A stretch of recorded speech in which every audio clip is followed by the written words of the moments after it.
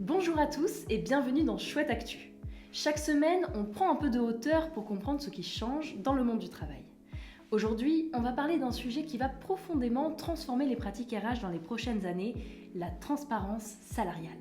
C'est un thème au cœur de l'actualité sociale et européenne et qui va concerner très concrètement les entreprises, les managers, les RH et les salariés. Mais alors, pourquoi parle-t-on autant de transparence salariale ?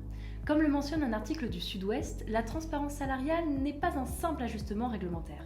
C'est une directive européenne adoptée en 2023, avec un objectif clair, réduire les inégalités de rémunération entre les femmes et les hommes. Aujourd'hui encore, à poste égal ou équivalent, les écarts existent et surtout, ils sont souvent invisibles. Avec cette directive, on change de logique. Les salaires deviennent un sujet collectif, structuré et assumé. Mais alors, qu'est-ce qui va changer concrètement ? D'après un article de Service public Entreprendre, cette directive devra être intégrée dans le droit français au plus tard en juin 2026.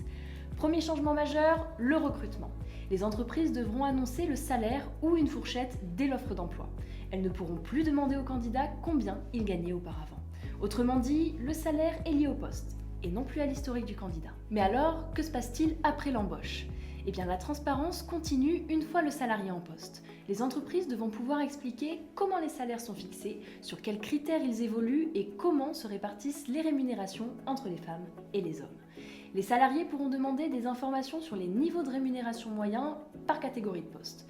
Ce n'est pas une mise à nu individuelle, mais une visibilité sur les écarts. En ce qui concerne les obligations, les entreprises de plus de 100 salariés devront produire des rapports réguliers.